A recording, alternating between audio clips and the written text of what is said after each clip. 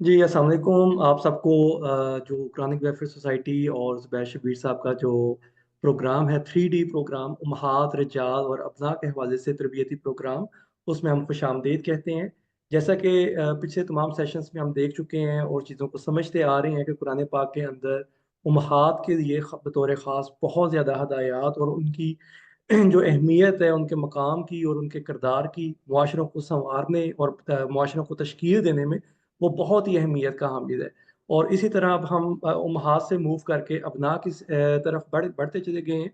और अबना के हवाले से अब ये हमारा आखिरी सेशन होगा जिसमें हम उन इक़दामात के हवाले से बातचीत करेंगे और कुरान पाक की रोशनी में उन इक़दामात को समझने की कोशिश करेंगे कि अल्लाह ताला अबना के लिए किस तरह की हदायत फराहम करता है और जो दीगर अम्बिया कराम को भी उनके थ्रू हमारे तक पहुँची या उनके ज़मानों से होती हुई आज के ज़माने में भी हमारे पास मौजूद हैं।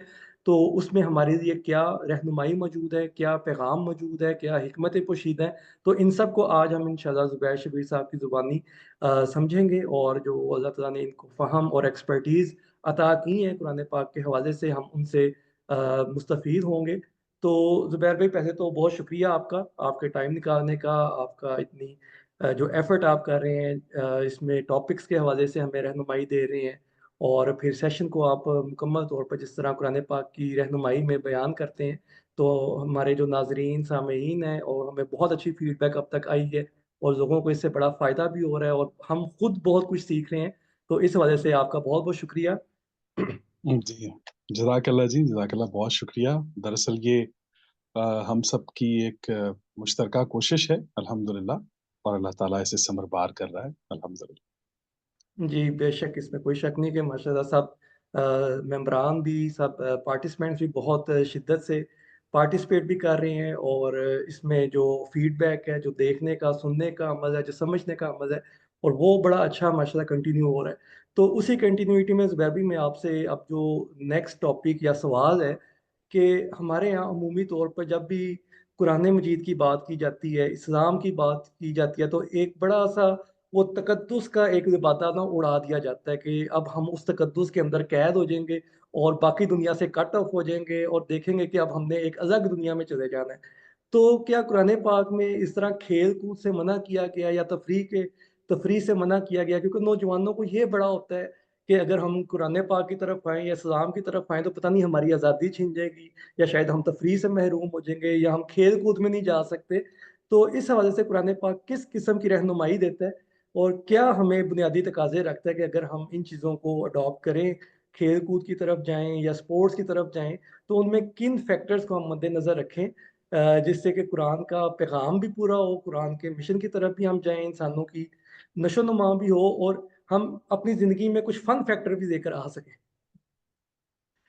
जी, जज़ाकल्लाह, बहुत शुक्रिया। बिल्कुल, आपने बिल्कुल पहले सवाल में ही जो है वो माशरे की नब्ज़ पर हाथ रखा है, और हमारे यहाँ उमूमी रवैया हमारा ये है कि जब कभी हम कुरान की या दीन की, इस्लाम की बात करते हैं, तो उमूमी तौर पर हमारा रवैया ये होता है कि हम अपने अपना, क्योंकि हमारा प्रोग्राम अपना पर है, तो अपना में ये याद रहे कि अपना में सिर्फ़ हम लड़कों से नहीं बल्कि अपनी बेटियों से भी मुख़ातिब हैं, और बनात जो हैं वो उसके अंदर शामिल हैं।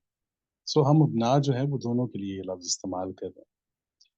तो जब कभी हमने ये देखा कि हमारे माशरे में जब इस तरह की बात आती है, तो उसमें फिर ऐसे लगता है कि जैसे इस मौज़ू की तरफ अगर हमने सोचा या इस पर बात की, तो हम उस दायरे से निकल जाएँगे, जो कुरान का या इस्लाम का या ईमान का दायरा है। तो ऐसा बिल्कुल नहीं है, बल्कि अ, अगर आप देखें अम्बिया की ज़िंदगी को, और कुरान करीम में जिस तरह के शिकार का एक ज़िक्र आपको मिलता है कि शिकार करना है, तो ज़ाहिर है किसी भी चीज़ को शिकार करने के लिए आपके पास स्किल का होना ज़रूरी है, और स्किल सीखने के लिए आपकी प्रैक्टिस का होना बहुत ज़रूरी है। तो यूँ कुरान करीम बेसिकली डायरेक्टली उन मकासद की तरफ जाता जाता है जो कि स्किल्स के बाद आते हैं इंसान के पास। तो कुरान करीम बहुत मकामात पर नतीजा पहले ले आता है, अमल बाद में लेकर आता है, कई मकामात पर अमल पहले ले आता है, नतीजा बाद में ले आता है। तो अक्लमंदों के लिए इसमें बहुत सी निशानियाँ हैं। तो जब कुरान करीम में शिकार की बात की है, तो फिर एक शिकारी बनने के लिए हमें ये पता होना चाहिए कि शिकार करने के लिए हमें कौन-सी स्किल्स चाहिए। हमें क्या करना चाहिए, हमें क्या नहीं करना चाहिए। इसीलिए अगर आप डायरेक्टली खेल के हवाले से अगर बात करें, तो एक हदीस हमें मिलती है सही मुस्लिम के अंदर। हदीस नंबर जो है ये 2447, 2447। इसमें आप सल्लल्लाहु अलैहि वसल्लम की जो आखिरी ज़ौजा हैं, मैं एहतरामन नाम नहीं लेता, तो इस पे कोई बुरा ना मनाए। मैं ये बस इतना कहूँगा कि हमारी सबसे उम्महात में सबसे आखिरी ज़ौजा जो हैं आप सल्लल्लाहु अलैहि वसल्लम की, उनके साथ एक हदीस आती है और उसमें उन्होंने ये फरमाया है कि रसूलुल्लाह सल्लल्लाहु अलैहि वसल्लम बाकायदा जो है वो मेरे साथ हम लोग दौड़ लगाते थे। हम लोग दौड़ लगाते थे। वो कहती हैं फिर जब मैं उम्र के इस हिस्से में आई कि अब मैं सही भाग नहीं पा रही थी, तो फिर रसूलुल्लाह मुझसे जीत गए। पहले मैं जीत जाती थी, फिर रसूलुल्लाह सल्लल्लाहु अलैहि वसल्लम जीत जाते थे। तो यहाँ से एक चीज़ हमें मिलती है कि आपका अपने अहल के साथ ये इस तरह का माहौल बनाना और उसमें एक सेहतमंद एक्टिविटी जो है, वो इंसान के लिए कितनी ज़रूरी है। इसी तरीके से हमें मसनद अहमद हदीस नंबर 16,650, 16650, इसमें हमें मिलता है कि आता है कि अपने बच्चों को तैराकी, तीर अंदाज़ी और घुड़सवारी सिखाओ। ये भी एक बड़ी कमाल चीज़ है। तो यहाँ पर इन दोनों अहादीस को जब सामने रखते हुए हम ये देखेंगे कि हमें वो कौन-सी चीज़ें ऐसी अपने अबनाँ को, अपनी बेटियों को सिखानी चाहिए कि जिनसे वाक़ई ही बहुत छोटे वक़्त में, बहुत कम वक़्त में हम एक बड़ी तब्दीली उनके अंदर ला सकते हैं। और यकीनन आज जो चीज़ हम इनको बताने जा रहे हैं, इंशाअल्लाह ताला ये दावा है जी, इंशाअल्लाह ताला अल्लाह के हुक्म के साथ, उसकी ताईद के साथ, कि अगर आपने ये 3 चीज़ें प्रैक्टिस की, मैं उम्महात से हम मुखातिब हैं और वालिदैन दोनों से, मतलब वालिद से भी मुखातिब हैं, वालिदा से भी। अगर हम ये 3 चीज़ें जो आज आपके सामने रखने जा रहे हैं, इनको आपने इन्हीं के मकासद के साथ अगर इसको इम्प्लीमेंट किया, अपने घर में, अपने माहौल में, और इस एक्टिविटी को आपने करके देखा, तो यकीन कीजिए बहुत बड़ी तब्दीली आप अपने बच्चों के अंदर महसूस करेंगे। अच्छा, इसमें जो सबसे पहली बात हम आपके साथ शेयर करने जा रहे हैं कि हमारे यहाँ बच्चों में सब्र जो है उसकी बहुत बड़ी मुश्किल पाई गई है। हमारे बच्चे सब्र नहीं करते। अब बच्चे क्या, हम वालिदैन से भी सब्र नहीं। कोई काम बोल देंगे तो एक ही, बल्कि हमने तो अपने घरों में हमारा ये माहौल होता है कि 1 सेकंड में हम बात करके अगले लम्हे उसे कहते हैं कि मैं 1 घंटे से तुम्हें आवाज़ें दे रहा हूँ और तुम्हें मेरी आवाज़ नहीं आ रही। तो इस तरह का रवैया हमने भी अपना लिया है अपने घर में। और इसी तरीके से बच्चा जब कहीं जाता है, तो वो अपने काम करने के लिए तो हम जो हैं वो हमारा 1 सेकंड घंटों में चला जाता है। और वो घंटे गुज़ार के जब वापस लौटता है तो वो कहता है जी बस मुझे तो 2 मिनट हुए हैं वापस आए हुए। मैं तो 2 मिनट के लिए गया था, 5 मिनट के लिए गया था। तो हमारे यहाँ इस तरह का रवैया भी पाया जाता है और इसको पूरे को जब आप देखेंगे तो सब्र का बहुत बड़ा फुकदान है। तो हमारे पास भी बहुत से वालिदैन आते हैं, बहुत से लोग टीचर्स पूछते हैं जी बच्चे क्लासरूम में बड़ा तंग करते हैं। यहाँ तक कि प्रोफ़ेसर्स हज़रात जो हैं उनको भी बड़ा मसला होता है अपने बड़े स्टूडेंट्स के साथ कि देखिए जी ये हमारे बच्चे हैं, यूनिवर्सिटी लेवल पर आ गए हैं लेकिन सब्र नाम की चीज़ इनके अंदर नहीं है। हम बात कर रहे होते हैं, बात काट देते हैं, बात करने का तरीका पता नहीं है। तो सब्र का बड़ा फुकदान है जी।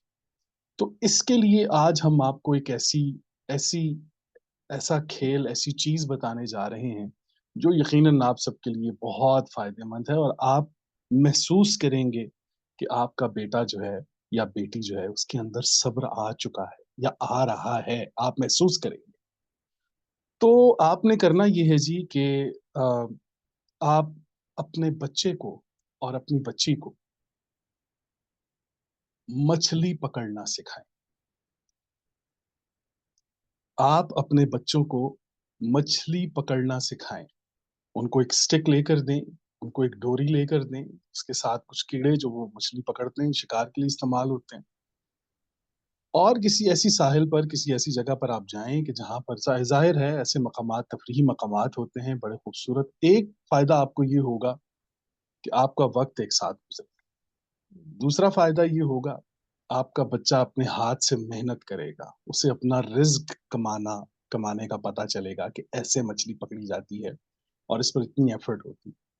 तीसरी चीज जो उसके अंदर आएगी वो ये आएगी कि जब वो डोरी डाल के अपना वो फेंक कर शिकार, अब मछली का इंतजार करेगा कि अब कब मछली जो है उसको पकड़ेगी और शिकार होगी।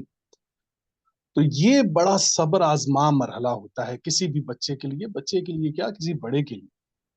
तो बहुत दफा तो फौरन से लग जाती है, बहुत दफा इंतजार करना पड़ता है। तो इस इंतजार से जो सबसे पहली चीज आपके बच्चे के अंदर पैदा होगी वो सब्र होगा। और ये यकीनी एक्सरसाइजेज में हम आपको बता रहे हैं, और आप यकीन कीजिए कि हमारे बहुत से जिन लोगों को हमने मशवरा दिया, उन लोगों ने देखा कि हमारी औलाद के अंदर वाकई वाकई हमारी औलाद के अंदर जो है इतनी बड़ी तब्दीली आई है कि अब हमारा बच्चा जो है वो बड़ी देर तक खामोश बैठ सकता है। खामोशी हम फील करते हैं अपने बच्चे की, वही जो बोलता था बहुत ज्यादा, ये बहुत ज्यादा, लेकिन अब वो इंतजार में है कि मैंने एक अमल किया है, अब इसका नतीजा जो है वो आएगा। तो इसमें भी आप देखें, और फिर सूरह कहफ के अंदर आप ये देखिए, अलमसकीन कान यामलून फिल बहर, वो जो कुरान कहता है कि कुछ मसाकीन थे जिनकी कश्ती छिन जाती थी, तो वो बहर के अंदर, समंदर के अंदर अमल करते थे। अब वो एक तो वो उनका रिस्क है, अब कुरान ने उसका मकसद बता दिया है, लेकिन रिस्क हासिल करने की भी एक स्किल तो है ना जी। वो जो अमल कर रहे थे जाके, वो जो मजदूरी कर रहे हैं समंदर के अंदर जाके, अब मेरे और आप जैसा इंसान तो कोई नहीं एकदम से कश्ती पे बैठेगा और जाके शिकार शुरू कर देगा। ऐसा नहीं है, ये बहुत बड़ी महारत है, बहुत बड़ी स्किल है मछली का शिकार करना। तो ये अगर हम अपने बच्चों को सिखाएं, तो जो सबसे पहली चीज हमारे बच्चे के अंदर पैदा होगी वो सब्र होगा। और यकीन कीजिए कि सब्र ही दुनिया की सबसे बड़ी ताकत है, सबसे बड़ी ताकत। पूरी सूरह कहफ के अंदर आप देखेंगे कि एक खास रहमत की बात हो रही है, और वो खास रहमत सब्र है। सब्र सब्र सब्र। यहाँ तक कि वो जो दोनों का मुकालमा है, हजरत मूसा अलैहिस्सलाम का और हजरत खिज़र अलैहिस्सलाम का, तो उनके उनके दरमियान जो मुकालमा है वो भी आप देख लीजिए। पहली बात जो उन्होंने फरमाई है कि आप मुझे अपने साथ रख लीजिए, मैं रुश्त के लिए आया हूँ। तो आगे से जवाब क्या आया, आप मेरे साथ सब्र नहीं कर सकते, लीजिए जनाब। अब सब्र के वर्ड से पता चल गया कि इल्मुल लदुन जो हमने किसी गार में कांपना, या किसी खास प्रैक्टिस का नाम जिसे हमने दे दिया है, कुरान करीम इल्मुल लदुन जो है वो सब्र को कहता है। सब्र को कहता है। ये वो लोग होते हैं, ये सब्र के उस मकाम पर होते हैं, और ये इतने वेल नोन होते हैं, और ये इतने अपडेटेड होते हैं कि ये अपने पूरे माशरे को जानते हैं। तीनों वाकयात को आप देख लीजिए, और तीनों वाकयात में माजी, हाल और मुस्तकबिल की खबरें आप ये देखिए कि ये बंदा किस कदर वेल इन्फॉर्म्ड है, कि वो बता रहे हैं कि यहाँ ये कश्ती वालों के साथ ये हो रहा है, यतीमों के साथ ये हो रहा है, वो बच्चा जो है वो अपने वालिदैन के साथ क्या कर, ये सारी इंफॉर्मेशन जो आ रही है उनके पास वो सब्र के जरिए आ रही है। तो अगर हम अपने बच्चों को ये बताने में कामयाब हो जाएं, और इसके लिए अगर एक खास प्रैक्टिस हम अपने बच्चों के साथ मंथली बेसिस के ऊपर एक दिन रख लीजिए, अगर आप हर वीक नहीं जा सकते, मंथली बेसिस के ऊपर एक दिन पूरा ऐसा रखिए कि जिसमें आपका बच्चा खामोशी के साथ अपने रिस्क का इंतजार करना सीखे, उसे अमल और नतीजे के दरमियान इंतजार करने का पता हो, उस मजे को वो जानता हो, और वो जानता हो कि यहाँ पर मैंने खामोशी, और फिर बड़ी कमाल किताब है जी कुरान करीम। हमने तो अ, अपने साथजा से ये सीखा सीखा कि शिकार की अव्वलीन शर्त खामोशी, अब वो जंगल में हो या समंदर में, दोनों मकामात पर तो खामोश तो रहना होगा। तो खामोशी के साथ अपने बच्चों को ये एक्टिविटी अगर हम करवाएं, तो मैं ये समझता हूँ कि उससे उनके अंदर यकदम आप देखेंगे कि उसके अंदर ये तब्दीली आएगी कि वो उसके अंदर सब्र आना शुरू हो जाएगा। और इंशाअल्लाह ताला ये हम बड़े बड़े दावे से ये बात कर रहे हैं, और इंशाअल्लाह ताला बाकी तो जो अल्लाह को मंजूर। एक तो ये स्किल है बहुत जबरदस्त। अच्छा, उसके बाद मैं ये देखता हूँ कि नहीं, मेरे बच्चे के अंदर सब्र तो है, लेकिन मेरा बच्चा जो है वो मैनेजमेंट नहीं कर पाता। मैं उसे कोई जिम्मेदारी दे देता हूँ, वो जिम्मेदारी निभा नहीं पाता, वो कंफ्यूज हो जाता है, उसके अंदर हौसला नहीं होता। वो अकेले बहुत बातें करता है, 20 लोगों के सामने जब उनको कोई टीम दे दो, उसके हवाले कर दी है कि अब आप इनसे ये काम करवा लें, तो वो उसे पता ही नहीं। तो वो मैनेजमेंट में बिल्कुल जीरो है। तो मैनेजमेंट में अगर आपका बच्चा वीक है, वीक है, تو اس کے لیے سب سے بیسٹ چیز جو ہے وہ گھڑ سواری ہے. اسے گھڑ سواری سکھائیے. گھڑ سواری جو ہے وہ کیوں مینجمنٹ سکھاتی ہے کسی بھی بچے کو؟ کہ آپ نے لگام اپنے ہاتھ میں رکھنے کے بجائے بچے کے حوالے کر. اب اتنا اس سے 10 گنا 20 گنا 50 گنا طاقتور گھوڑا جب ہم اس بچے کی اس کی لگام اس بچے کو ہاتھ کے ہاتھ میں دے دیتے ہیں، اور اب وہ یہ جانتا ہے کہ اگر میں نے اسے کنٹرول نہ کیا تو یہ مجھے بھگا کے لے جائے گا، مجھے گرا دے گا، میں گر جاؤں گا، میں زخمی ہو جاؤں گا. تو اس حالت میں وہ اسے مینج کرنے کی کوشش کرتا ہے. اور اس مینج میں اگر آپ اس کو ہدایات ساتھ ساتھ دیتے جائیں اور یوں کرو اور ایسے بیٹھو اور ایسے کرو، تو اس سے اس بچے کو مینج کرنا آئے گا.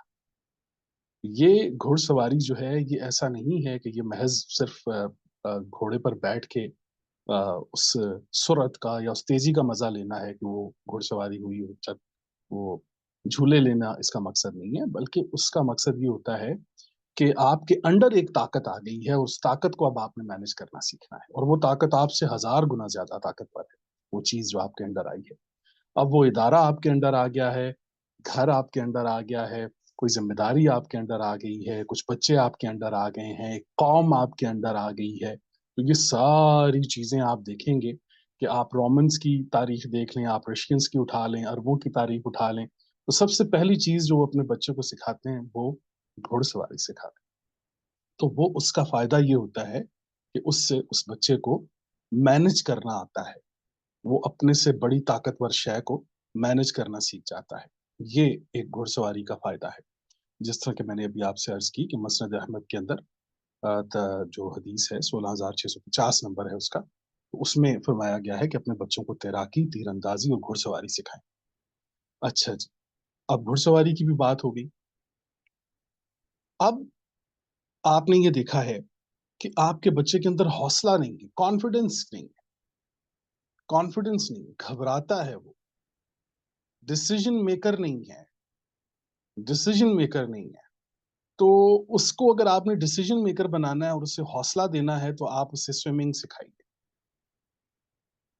ایک بچے کے لیے یہ دنیا کا سب سے مشکل ترین مرحلہ ہوتا ہے کہ ابھی اسے تیراکی نہیں آتی اور اسے کہا جائے کہ آپ اس سوئمنگ پول کے اندر جمپ کر دیں. تو آپ یہ یہاں سے اس کے اندر یہ کتنا بڑا حوصلہ پیدا کرنا پڑتا ہے کہ آپ کر لیں گے، آپ کر سکتے ہیں.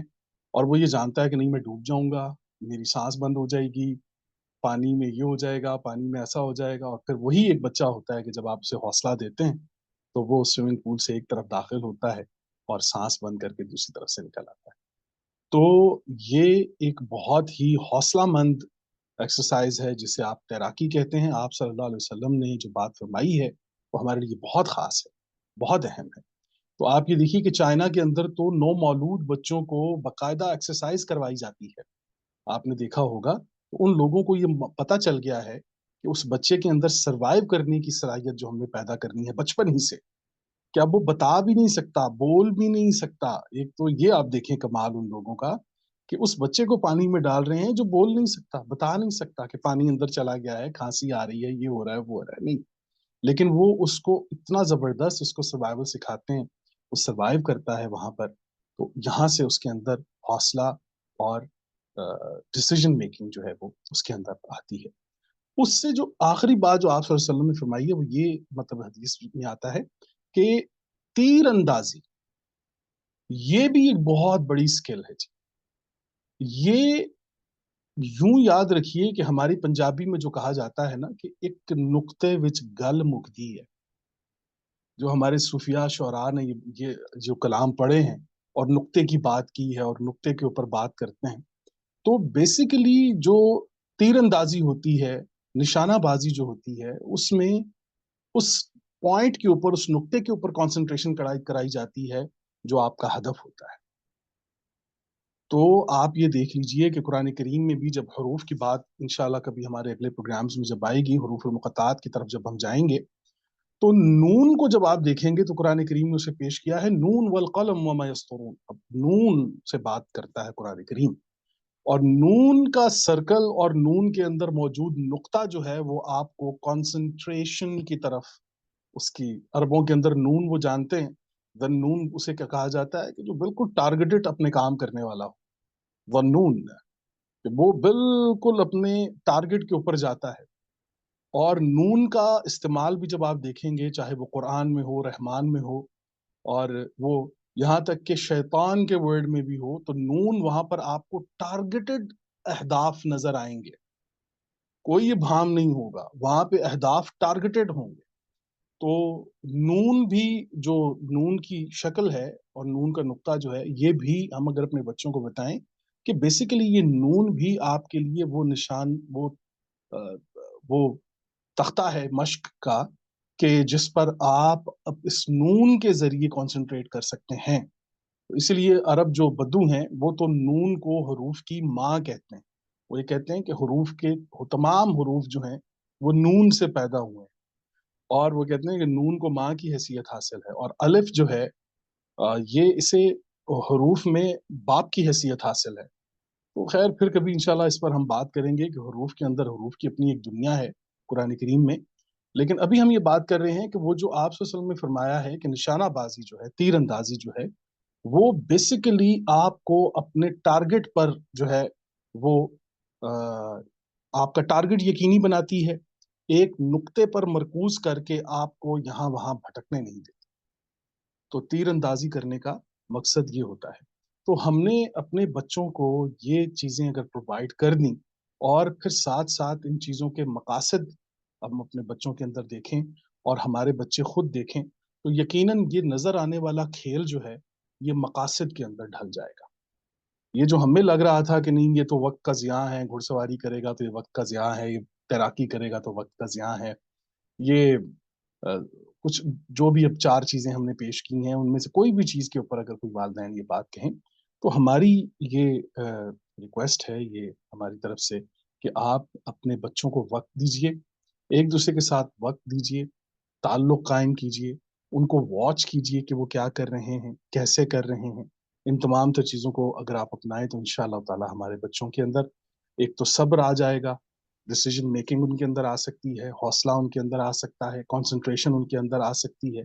یہ وہ تمام تر چیزیں ہیں جی جو ہم آپ کے سامنے رکھ رہے ہیں. جزاک اللہ خیر. بہت شکریہ. جی زبیر بھائی، بہت شکریہ. اچھا، میں اس کو اگر اس طرح سے کنکلوڈ کروں تو آپ اس کو کیسے دیکھتے ہیں کہ جتنی بھی سپورٹس آپ نے ڈسکس کی ہیں یا مینشن کی ہیں یہاں پہ، وہ ساری لائف سیونگ سپورٹس ہیں، کہ اس میں انسانی زندگی کی بھی بقا ہے، اور سوئمنگ ہے یا گھڑ سواری ہے یا تیر اندازی ہے یا شوٹنگ ہم اسے کہہ دیں، اور جو فشنگ ہے یا اس طرح کی جتنی بھی ایکٹیویٹیز ہیں وہ ساری لائف سیونگ بھی ہیں، اور اپنی جو کہتے ہیں کہ رسک کی پیداوار کا ذریعہ بھی بن سکتی ہیں یہ ساری ایکٹیویٹیز. زبردست، زبردست. بالکل بالکل بالکل، یہ آپ نے بہت بہت خوبصورت بات کی. بالکل ایسا ہی ہے، بالکل تو ایسا ہی. یعنی نوجوانوں کو ان سائٹس کو زیادہ دیکھنا چاہیے کہ جس میں ان کے لیے اپنی پرسنالٹی بلڈنگ تو ہے ہی، لیکن وہ اس سے رسک بھی کما سکیں یا اس سے لائف سیونگ اپنی کر سکیں. تو والدین جی کو بھی میرے خیال پہ اس میں کوئی قباحت نہیں ہوگی ان کو یہ ساری ایکٹیویٹیز کروانے میں. بالکل. اور آپ یہ بھی دیکھیے کہ افراز بھی ہمارے ہاں بچوں کے فگرز چینج ہو گئے، موبائل یوز کر کر کے ان کے ایک تو وہ کمر نکل آئی ہے پیچھے سے، گردنیں جھک گئی ہیں ان کی. اچھا جی، ایکٹیویٹی نہیں ہے، پیٹ نکل آئے ہیں، جنک فوڈز چل رہے ہیں ساتھ میں، اور موبائل اور لیپ ٹاپس اور یہ ساری چیزیں ان کے ساتھ. لیکن تیراکی تو پھر آپ کی کمر سیدھی کرتی ہے نا جی. تیراکی کے بالکل. لیے تو آپ کو پورا زور لگانا پڑتا ہے اپنے پورے جسم کا. گھڑ سواری کے اندر کیسے؟ بھی آپ کو جو ہے وہ بڑا اپنے آپ کو بیلنس کرنا پڑتا ہے. یہ ساری چیزیں جی میں سمجھتا ہوں کہ انسانی صحت کے لیے بہت ضروری جی جی، بہت زبردست پوائنٹ مل گیا جی والدین کو بھی اور نوجوانوں کو بھی، جو یہ دیکھیں گے کہ انہیں کس سائڈ کی طرف جانا چاہیے. اور سپورٹس یا اس کی بڑی اہمیت ہے مطلب قرآن کے اندر یا اسلام کے اندر، اور اس کی بڑی، اللہ تعالیٰ نے بھی قرآن پاک میں گھوڑوں کو تیار رکھنے کا حکم دیا ہے، اور جی سیرت النبوی میں بھی ہمیں بہت سارے واقعات جو آپ نے سنائے ہیں موجود ہیں. تو اسی طرح جو نیکسٹ ہمارا پوائنٹ آتا ہے کہ والدین اولاد کو والدین کی طرف سے، والدین کو اولاد کی طرف سے یہ تقاضا ہوتا ہے کہ جی بچے ہماری اطاعت کریں، ہمارے فرما بردار رہیں. اور اس کے حوالے سے قرآن پاک میں سورہ بنی اسرائیل کی آیت ہے، وہ پیش کی جاتی ہے کہ والدین کے ساتھ احسان کا حکم آ رہا ہے، اور یہ بھی آ جی رہا ہے کہ والدین کو اف تک نہ کریں. تو جی اس کا کیا مطلب لینا چاہیے کہ والدین کے آگے بچہ بالکل چپ کر کے بیٹھ جائے اور ان کی ہاں میں ہاں ملاتا جائے، یا بچہ اس کو اپنی بھی کہیں پہ مرضی یا اپنا بھی وہ کریکٹر بلڈ کر کے اپنا نظریہ پیش کر سکتا ہے. تو اس میں کس انداز میں وہ چلے کہ بدتمیزی کے زمرے میں بھی نہ آئے، اور بچے کا اپنا نظریہ اگر اس کو یہ رائٹ دیتا ہے شخصی آزادی کا، تو وہ اپنا نظریہ بھی کیری کر سکے. تو یہ کیا اس میں قرآن پاک درس دیتا ہے اس آیت کے اندر جو سورہ بنی اسرائیل کی ہے. میں اس کو یہاں اسکرین پہ شیئر بھی کر دیتا ہوں. جی یہ وہ آیت ہے جی سورہ بنی اسرائیل کی. جی جی جی. اس میں دیکھیے جو ویسے تو ہم وبالوالدین احسانا، ہم پہلے ایک تو پہلے یہ کلیئر کر دیں کہ پہلے ہم نے بتایا تھا کہ والدین میں اور ابوائے میں کیا فرق ہوتا ہے. لیکن قرآن کریم کا کمال آپ دیکھیں کہ والدین دعاؤں کا تمام سلسلہ قرآن کریم کے اندر آپ کو لفظ والدین کے ساتھ ملے گا. اس کی بنیادی وجہ یہ ہوتی ہے کہ میں بھی کوئی والد شعور کے اس درجے پر نہیں پہنچ سکا کہ وہ اب بنا، یا کوئی ماں جو ہے وہ والدہ ہیں تو وہ کے درجے پر نہیں پہنچ سکی، آئیڈیولوجیکل مدر نہیں بن پائی. اس کے باوجود قرآن کریم نے ان کی تعظیم و تکریم کے لیے دعاؤں کے تمام سلسلے والدین کے لفظ کے ساتھ رکھے ہیں. آپ یہ دیکھیے کہ ضروری نہیں ہے کہ میں ایک ایسے دور میں پیدا ہو گیا ہوں کہ مجھے سب کچھ یوز کرنا آتا ہے، میرے ماں باپ کو کچھ نہیں آتا، تو اس کا مطلب یہ ہے کہ میں اپنے ماں باپ کو جو ہے میرا رویہ اپنے ماں باپ کے ساتھ کچھ اس انداز کا ہو کہ جس میں میں یہ کہوں کہ میں اس دور میں ہوں، میں جانتا ہوں، آپ کو کچھ نہیں پتا، آپ کچھ نہیں جانتے.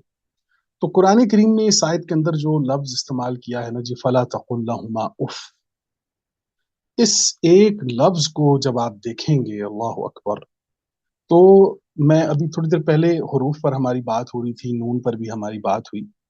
تو عرب جو ہیں وہ یہ جانتے ہیں اور باقی غیر عرب بھی یہ جانتے ہیں کہ حروف میں اور عربک حروف کے اندر جو فے کا حرف ہے نا جی، یہ انتہائی خفیف حرف ہے.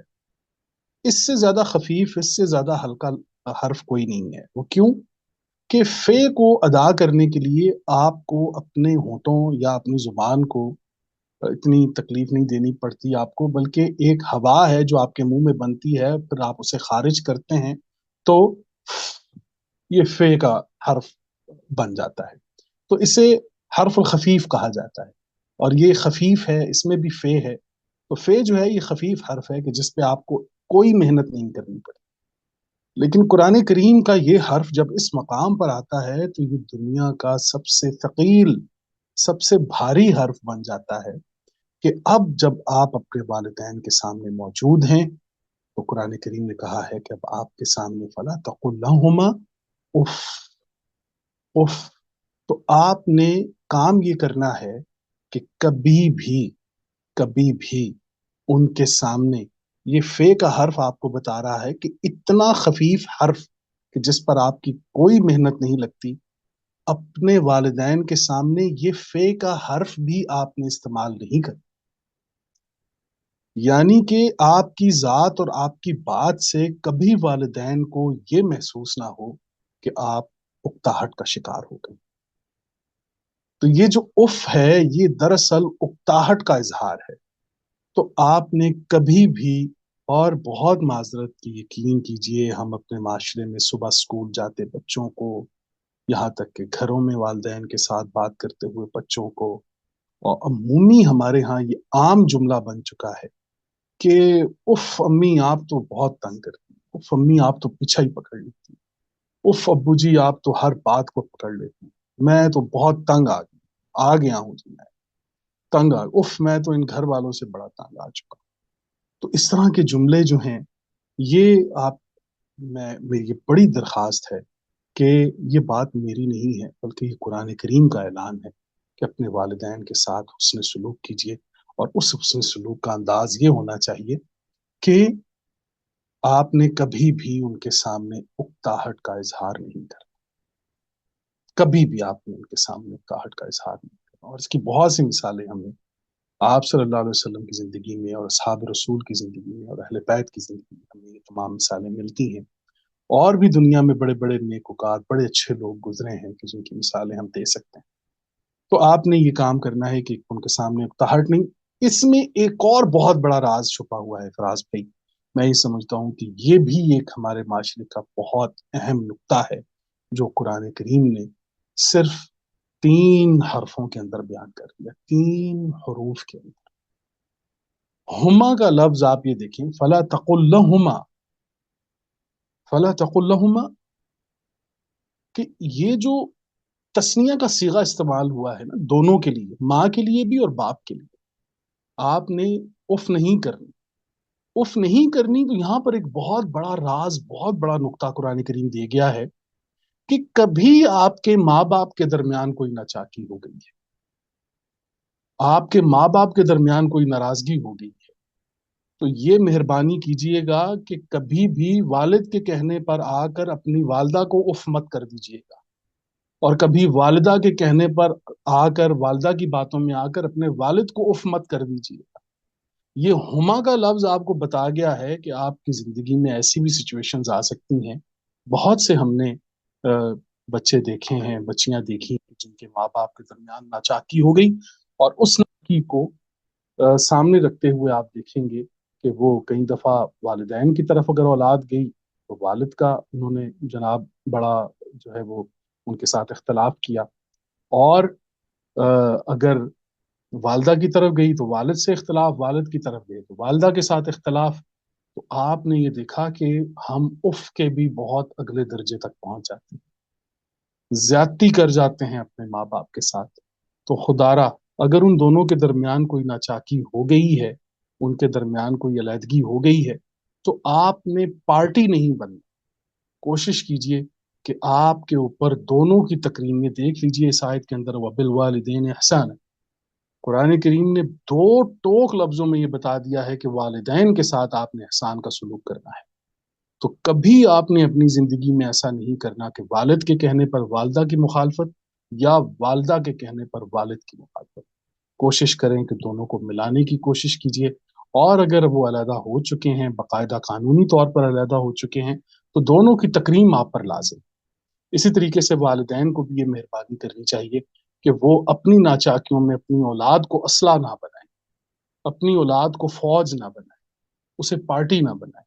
تو قرآن کریم نے ان دونوں الفاظ کے اندر بھی ایک بہت بڑی ہدایت والدین کے لیے بھی اور بچوں کے لیے بھی پیش کی ہے۔ جزاک اللہ۔ جی بہت شکریہ زبیر بھائی، آپ نے بہت اچھے انداز میں چیزوں کو ایکسپلین کیا کہ والدین کے ساتھ احسان دونوں طرف ہونا چاہیے، کسی ایک کی طرف جھکاؤ یا کسی کے ساتھ زیادتی نہیں ہونی چاہیے کہ دوسرا فیل کرے اس بات کو۔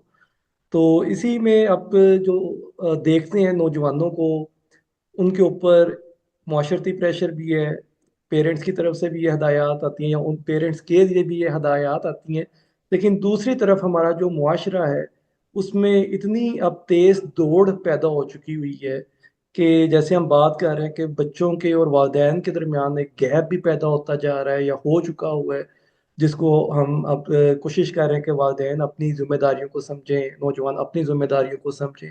لیکن آج جو یہ مقابلے کی دوڑ ہے اس میں نوجوان کس طرح سے سروائیو کریں کہ وہ اس دوڑ میں پیچھے بھی نہ رہ جائیں، وہ اس معاشرے میں تنہا بھی نہ رہ جائیں، اور وہ اپنے والدین کے ساتھ بھی کنیکٹ ہو سکے۔ جی جزاک اللہ، بالکل یہ تو بات آپ کی بالکل درست ہے کہ ہر گھر کے اندر ابھی فی الحال ماحول یہ ہے۔ اچھا، اس کی ذرا بیماری ہم پکڑ لیتے ہیں تاکہ پھر ہمیں یہ پتہ چلے کہ ہم تشخیص کی طرف بعد میں جائیں۔ بیماری یہ ہے کہ جس معاشرے کے اندر آنے والا کل محفوظ نہ ہو، جس معاشرے میں یا قوم میں انہیں یہ خوف لاحق ہو گیا ہے کہ ان کا آنے والا کل، آنے والا جو دن ہے وہ محفوظ نہیں ہے، وہاں پر ایک دوسرے سے آگے نکلنے کی دوڑ لگ جاتی ہے، وہاں پر معاونت ختم ہو جاتی ہے، وہاں پر اعتبار ختم ہو جاتا ہے، وہاں ایمان کا گلا گھونٹ دیا جاتا ہے۔ تو ہم نے جب تک اس بیماری کو نہیں پکڑنا، ہمیں بات سمجھ نہیں آئے گی کہ اصل میں یہ جو ہمارے ہاں ایک مقابلہ بازی کا ماحول ہے، گھروں کے اندر بھی، رشتہ داروں کے اندر بھی، شہرداروں کے اندر بھی، امیر لوگوں کے درمیان، جو جتنے بھی بڑے ٹائکنز ہیں ان کو بھی ہم جب رکھیں گے اپنے سامنے، تو آپ دیکھیے، تو بیسیکلی جو آپ کو نقطہ ملے گا وہ یہ ملے گا کہ جس قوم کو یہ بتا دیا گیا یا سمجھا دیا گیا کہ آپ کے آنے والا کل محفوظ نہیں ہے، یا وہ یہ خود محسوس کرتے ہیں کہ ہمارا آنے والا کل محفوظ نہیں ہے، وہاں پر وہ ایک دوسرے کا حق کھا جاتے ہیں، وہاں پر وہ اعتبار نہیں کرتے، وہاں پر مقابلہ بازی ہوتی ہے، اور وہاں پر ایمان دم توڑ جاتا ہے۔ تو یہ تمام تر نقصانات اس ماحول میں پیدا ہوتے ہیں جہاں پر آپ کا آنے والا کل محفوظ نہیں ہوتا۔ اور پھر آفرین ہے اس کتاب کریم کی کہ وہ آپ کو بتا رہا ہے کہ فَهُمْ فِيهَا خالدون۔ وہ کہتا ہے تم کل کی بات کرتے ہو، میں تمہیں خلد کی دعوت دے رہا ہوں۔ تم چاہو تو ایک دائمی عذاب کی طرف بڑھتے چلے جاؤ، اور تم چاہو تو ایک دائمی جنت کی طرف بڑھتے چلے جاؤ۔ اب یہ آپ پر جو ہے وہ منحصر ہے کہ آپ اس کو کریں۔ تو یہ ہے اصل وہ بیماری کی جس کی وجہ سے مسابقت یعنی سبقت لے جانا ایک دوسرے پر، یہ بیماری ہمارے معاشروں کے اندر آ گئی ہے۔ اب وہ چاہے اسکولز میں، کالجز میں، اب آپ یہ دیکھ لیجئے کہ ہمارے ہاں ایک بڑا زبردست رواج پنجاب کے اندر اسکول سسٹم میں آپ دیکھ لیجئے کہ ہر اسکول کے باہر آپ کو ایک خوبصورت سے بچے کی اور خوبصورت سی بچی کی تصویر ضرور ملے گی آپ کو، جس کے ہاتھ میں ایک کپ اٹھایا ہوا ہے اور نیچے لکھا ہوا ہے 9.999 نمبرز، اور جناب اس میں کسی قسم کی کوئی تو وہ اب وہ جو والد صاحب اگر میری بیٹی کا وہ نام ہے یا بیٹے کا نام ہے اور میں اپنے بچے کو اسکول سے لینے گیا ہوں، تو 20,000 بندوں کو تو میں نے بتانا ہے کہ اے جناب میری بیٹی، یہ میرا بیٹا ہے۔ اب وہ جو دوسرے لوگ آئے ہوئے ہیں بےچارے، جن کے بچے کسی نہ کسی وجہ سے پیچھے رہ گئے ہیں، ان کو آپ یہ دیکھ لیجئے کتنی بڑی اذیت کے اندر ہم نے والدین کو کتنی بڑی اذیت کے اندر دھکیل دیا ہے۔ اچھا، بنا یہ بات پتہ کروائے کہ جی یہ جو بچی یا یہ بچہ جو ہے 99% مارکس لے کر آیا ہے، تو یہ مارکس لے کر آیا ہے اپنی میموری کے بل بوتے پر، اسے سبق یاد ہے، اسے سبق یاد ہے۔ لیکن وہ بچہ جو 33% مارکس لے چکا ہے یا 40 مارکس آئے ہیں بمشکل پاس ہوا ہے، پتا چلا کہ یہ جھوٹ نہیں بولتا، پتا چلا کہ یہ اپنے گھر کا ذمہ دار ہے، پتا چلا اس کے پورے گھر کی ذمہ داریاں اس کے سر پر ہے، یہ اسکول سے جا کر کہیں جاب بھی کرتا ہے اور پھر اپنے گھر کے سسٹم بھی چلاتا ہے، پتا چلا یہ محنت کر کے اپنے اسکول کی فیس بھی دے رہا ہے، پتا چلا یہ اس کے اندر اور بڑی کوالٹیز ہیں، امین بھی ہے، امانت دار بھی ہے، بہت اچھا ہے، اچھا جی وفادار ہے، دوستوں کے ساتھ اخلاق اس کا بہت اچھا ہے، اس نے زندگی میں کبھی چوری نہیں کی، کسی کا حق نہیں کھایا، احساس کرنے والا بچہ ہے۔ اب یہ سارے مارکس جو کہ ہمیں کسی کے کردار پر دینے چاہیے، ہم نے اسکولز کے اندر مارکس سارے میموری کے دینے ہوتے ہیں کہ جناب اس بچے کی میموری کتنی کمال ہے، اس کے کردار کے ساتھ ہمارا کوئی تعلق نہیں۔ تو پھر وہ ایک تصویر اب آپ دیکھ لیجئے، یہ بھی ایک آپ کو مقابلے کا رنگ نظر آئے گا۔ تو بیسیکلی کوئی بھی ادارہ ہو، کوئی قوم ہو، کوئی گھر ہو، اس میں ماں باپ، بہن بھائی آپس میں یا بھائیوں کے آپس میں جب مقابلے شروع ہوتے ہیں نا جی، تو انہیں تباہیوں سے کوئی نہیں بچا سکتا۔ یہ یاد رکھیے کہ قومیں، گھر، معاشرے، ماحول معاونت سے بچتے ہیں، مسابقت سے نہیں بچتے۔ قانون یہ ہونا چاہیے کہ وہ تعاون کیسے کرتے ہیں۔ کیا یہ 9th اور 10th کلاس کے بچے، ان میں جو ایک بچی جس کے مارکس بہت اچھے آتے ہیں، کیا وہ بچی اپنا وہ علم اپنے ان سارے دوستوں اسٹوڈنٹس کے اندر تقسیم کرنے کے لیے تیار ہے؟ کیا یہ وہی چاہتی ہے کہ میرا پورا بیچ میری طرح قابل ہو جائے؟ یہی دکھ درد تو آج لے کر ہم یہ قرآن ویلفیئر سوسائٹی لے کر ایک پروگرام لے کر اٹھے ہیں کہ ہم یہ چاہتے ہیں کہ ہم میں سے کوئی ایک فرد نمایاں نہ ہو، بلکہ پوری کی پوری جماعت، پورے کا پورا بیچ، پورے کا پورا معاشرہ، قوم آگے آئے۔ ایسا نہ ہو کہ اس میں کہیں کوئی شخصیت سازی ہو۔ عادل صاحب نے اس پر بڑی اچھی گفتگو فرمائی تھی۔ تو بات یہ ہے کہ مقابلہ بازی شروع کہاں پر ہوتی ہے؟ اب اس مقابلہ بازی کو قرآن کریم نے پیش کیا ہے سورہ یوسف کے اندر۔ اب ایک مقابلہ آپ دیکھیں گے گھروں کے اندر بہن بھائیوں کے درمیان بھی ہے، اور بھائیوں بھائیوں کے درمیان بھی ہے۔ یہ سورہ یوسف آیت نمبر 17 ہے۔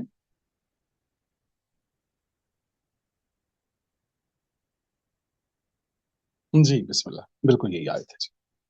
اعوذ باللہ من الشیطان الرجیم، بسم اللہ الرحمن الرحیم۔ قالوا یا ابانا انا ذهبنا نستبق وتركنا يوسف عند متاعنا فاكله الذئب۔ اور کہنے لگے ابا جان ہم تو ایک دوسرے سے سبقت لے جانے کے لیے بھاگ رہے تھے، دوڑ رہے، और यूसुफ को हमने छोड़ दिया था अपने मालो मता के पास, और फिर उसे भेड़िया खा गया। ये एक आयत बता तो रही है यूसुफ अलैहिस्सलाम का वाकया, उनकी हालत को पेश करती है, लेकिन ऐसे मालूम होता है कि ये 2025 की एक जिंदा किताब हमारे जिंदा माशरे को मुखातिब कर रही है, कि जिसके अंदर रोज रोजमर्रा की बुनियादों पर हर घर के करीब से जब आप गुजरेंगे, और अगर आप साहिब नजर हैं तो आपको मालूम होगा कि हर घर के अंदर भाइयों में आपको एक यूसुफ जरूर दिखाई दे। वो यूसुफ के जिसे आबाओ अजदाद के उस पुराने घर की चौकीदारी दे दी जाती है, या जिसे कहा जाता है कि आपने अपने खानदान का नाम डूबने नहीं देना, आपके बच्चों की जिम्मेदारी भी हम उठा लेंगे, महीने का कुछ थोड़ा बहुत खर्चा भी आपको दे दिया जाएगा, तो आपने बस अपनी सकाफत और अपने खानदान और इन तमाम तर चीजों की बड़ी चौकीदारी करनी है। अब उस चौकीदार को हम अपने उस खानदान, अपनी परंपरा, अपने घर की चौकीदारी पर बिठाते हैं उस भाई को, और हम सारे जितने भी हैं मुख्तलिफ ममालिक में या पाकिस्तान में रहते हुए कारोबार करते हैं, मेहनतें करते हैं, सब कुछ करते हैं, अपॉर्चुनिटीज लेते हैं, और फिर हम लोग इतने आगे निकल जाते हैं कि हम अपने घरों में बैठे हुए अपने एक यूसुफ को, अपने एक भाई को पीछे छोड़ जाते हैं। हम भी उसे उसी मता के पीछे छोड़ देते, जिस मता की वो बात कर, वो भी भाग रहे थे एक दूसरे से आगे निकल।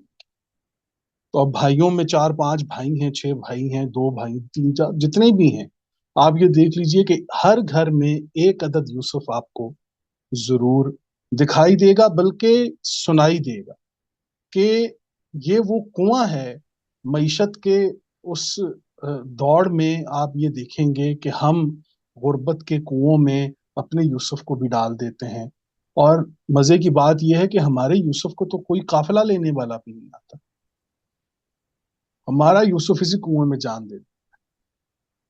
तो बहन भाइयों के दरमियान, बहनें अगर मईशत में बहुत आगे हैं तो वो अपने घरों में देखें, और अगर भाई आगे हैं तो वो अपनी बहनों के साथ कम से कम ये रवैया ना रखें कि उनके हाथों में थोड़े से पैसे रख कर या थोड़ी बहुत उनकी मदद कर कर, उनके एहसान जता कर, उन पर उनकी शख्सियत को पामाल करके उनको ये बताते फिरें कि हम और क्या ताउन करें आपके साथ, और क्या करें, आपके बच्चों की फीस दे देते हैं, आपके लिए खाना भिजवा देते हैं, सब कुछ कर लेते हैं, ईद पर कपड़े ले देते हैं, और क्या चाहिए आप लोगों को।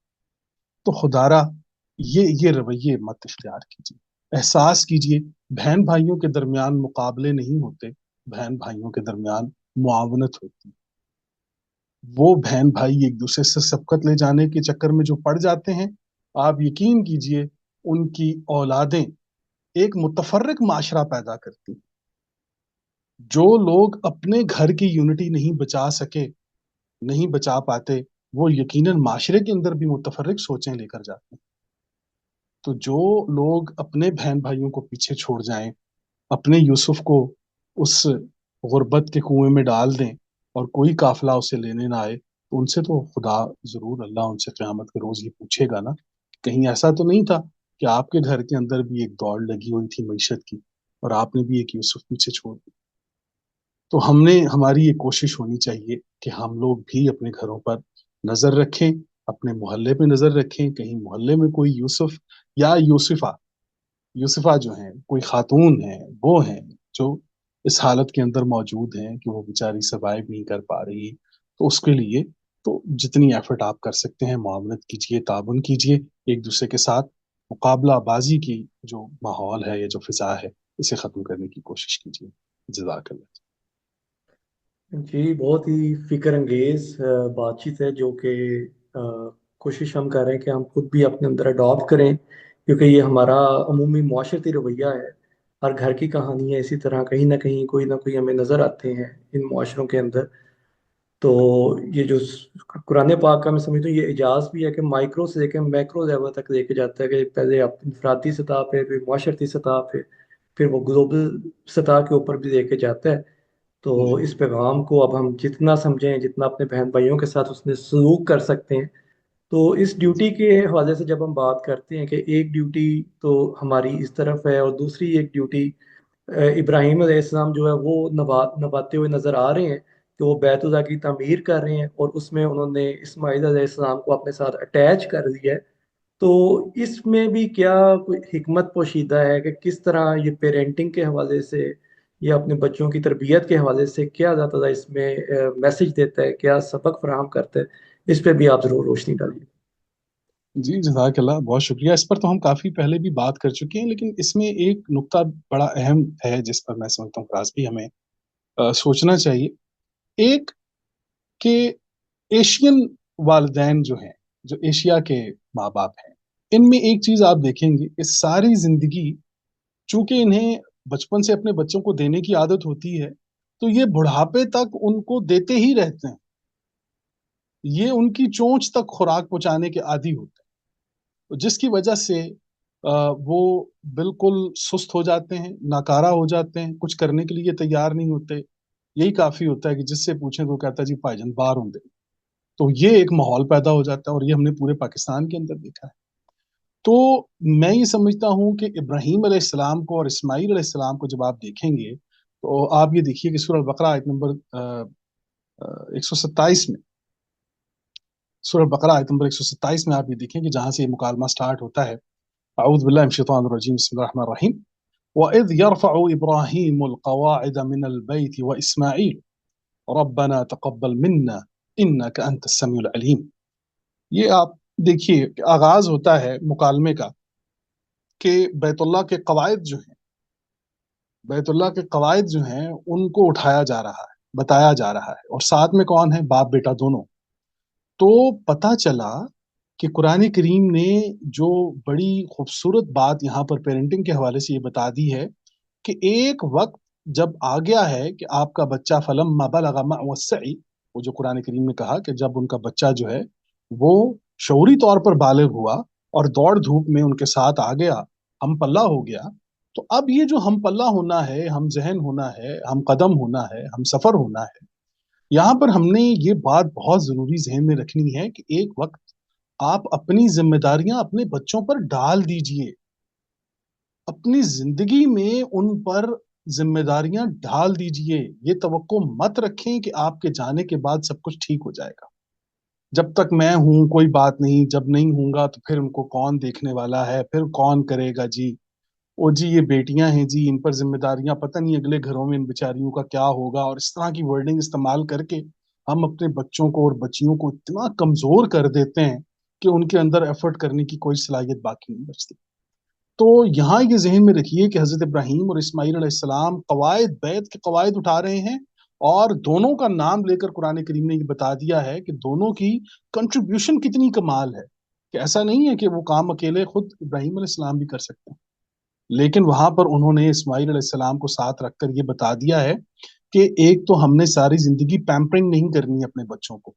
इनको पैम्पर नहीं करना हमने सारी ज़िंदगी, बल्कि एक वक़्त तक अब वो जब आ गया 16, 17, 18 साल की एज में, उन पर ज़िम्मेदारी डालें। अब वो ज़िम्मेदारी जो है वो हल्की नौइयत की होनी चाहिए ताकि आहिस्ता-आहिस्ता आप उसको बढ़ाते चले जाएँ। और आप अपनी ज़िंदगी में ही अगर आप 40 साल, 50 साल के हैं और आपका बच्चा 15-16 साल का है, तो आप यकीन कीजिए आप 60 साल की उम्र में जाएँगे, वो अपने घर की पूरी ज़िम्मेदारी उठा लेगा। इतनी सी मेहनत है। आप खुद मुतमईन हो जाएँगे कि अब अल्हम्दुलिल्लाह मुझे कोई टेंशन नहीं है कि मेरे घर का क्या होगा, मेरे बाद मेरी बीवी का क्या होगा, मेरी बेटियों का क्या होगा, मेरी बहनों का क्या। ऐसा नहीं होगा, बल्कि आपके बच्चे वो बेटियाँ हों या बेटे, वो आपका बोझ उठा लेंगे।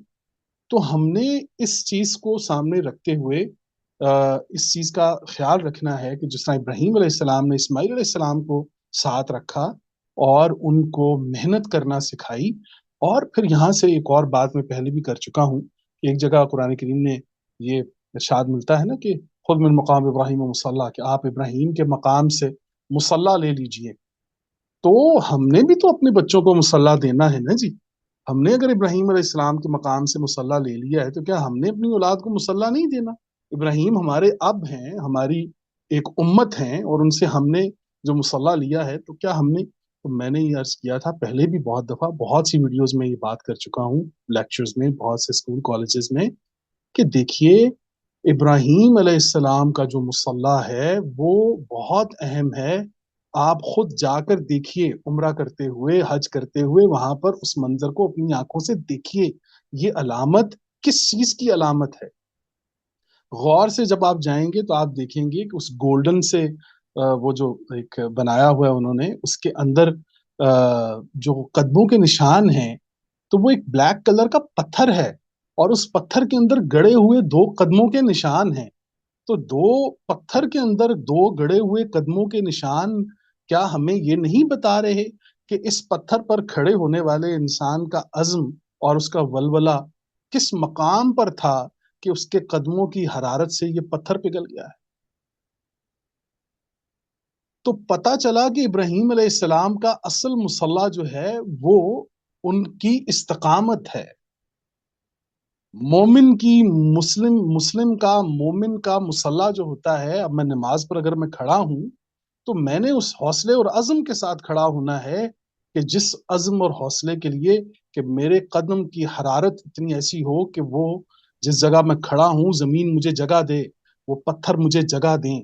میرے قدموں کی حرارت اور کامیاب ترین قوموں کے لیے یہ کافی ہے کہ اگر انہیں یہ بات سمجھ آ جائے کہ جس قوم کے نوجوانوں کے پاؤں گرم اور دماغ ٹھنڈے ہوں، انہیں دنیا میں کامیاب ہونے سے کوئی نہیں روک سکتا. یہ قدموں کی حرارت ہے کہ جہاں سے آپ نے ابراہیم علیہ السلام کا مصلی لینا ہے. اور وہ مصلی آپ وہ دیکھ لیجیے. میں تو گیا تھا، میں نے ان سے پوچھا، میں نے کہا جی ابراہیم علیہ السلام کا، میں نے کہا ارے نہیں وہ مصلی ابراہیم. تو وہ مجھے آگے سے کہتے، وہ جو جہاں پر دو پولیس والے تھے اور ایک مولوی صاحب، تو وہ انہوں نے کہا کہ جی یہ ہے. میں نے کہا جی مجھے تو مصلی دیکھنا ہے، آپ مجھے قدموں کے نشان دکھا رہے ہیں. انہوں نے کہا کہ یہی ہے، یہ اس سے پیچھے جا کے آپ 2 رکعت نماز پڑھیں. میں نے کہا جی وہ میں نے پڑھ لی ہے، الحمدللہ وہ میں نے پڑھ لی ہے، بس میں آپ سے یہ پوچھ رہا ہوں، میرے اللہ کا یہ حکم ہے کہ یہاں پر میں نے ابراہیم علیہ السلام کے مقام سے مصلی لینا ہے، تو وہ مصلی مجھے کہاں سے ملے گا؟ تو وہ سمجھ گئے. پھر انہوں نے مجھے کہا کہ جی آپ بتائیں یہ مصلی. پھر میں نے ان کو بتایا، میں نے کہا جی یہ دیکھیں کہ یہ جو قدموں کے نشان ہیں یہ ابراہیم علیہ السلام کے حوصلے کے نشانات ہیں، ان کے عزم کے نشانات ہیں. کسی ریت پر قدموں کا نشان بننا، کسی مٹی پر قدموں کا نشان بننا کوئی تعجب کی بات نہیں ہے. لیکن آپ کو حیرت نہیں ہو رہی کہ اس ایک پتھر کے اوپر انسان کے قدموں کے نشان بن گئے ہیں؟ تو کتنی دیر وہ اس دین کی تکمیل کے لیے، اس اسلام کی دین کی ایمان کی تبلیغ کے لیے کتنی دیر اس پتھر پر کھڑے ہو کر لوگوں سے مخاطب ہوئے ہوں گے؟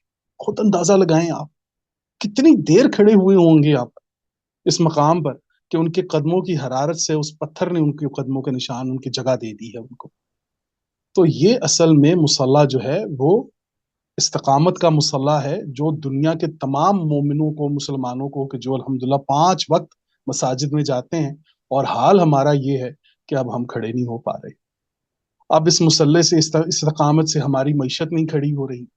میں پہلے بھی عرض کر چکا ہوں کہ نماز اس وقت تک قائم نہیں ہوگی جب تک نمازی قائم نہیں ہوں گے. ہم نے نماز قائم کر لی ہے، ہم معیشت قائم نہیں کر پا رہے. قرآن کریم نے اقیم الصلاۃ وآتوا الزکوٰۃ کا لفظ استعمال کر کے بتا دیا ہے کہ آپ کی صلاۃ سب سے پہلی زکوٰۃ کے ذریعے آپ کی معیشت قائم کرے گی. معیشت قائم ہوگی تو نماز قائم ہوگی. آپ صلی اللہ علیہ وسلم نے نماز کے ذریعے معیشت قائم کی ہے اور معیشت کے ذریعے نماز قائم کی ہے. یہ دونوں چیزیں ایک دوسرے کے ساتھ جڑی ہوئی ہیں، یہ کوآرڈینیشن کے ساتھ چلیں گی. تو ہم نے بھی اپنے بچوں کو یہ بتانا ہے جی کہ ابراہیم علیہ السلام اور اسماعیل علیہ السلام کو جب آپ پڑھتے ہیں قرآن کریم میں تو اس اینگل سے بھی دیکھا کریں کہ یہ باپ بیٹا ہیں. ذرا اس ماحول میں جائیں، امیجن کریں، آیت کے الفاظ کے اندر ڈوبیں، تھوڑے سے اس کے فہم اور ادراک کی طرف جائیں اور دیکھیں کہ یہ جو مکالمہ ہو رہا ہے، اگر میں وہاں پر موجود ہوتا، یہ سچویشن ہوتی، تو اس سچویشن میں یہ بات چیت جو ہے نا، یہ میرے لیے کیا سبق دے رہی ہے؟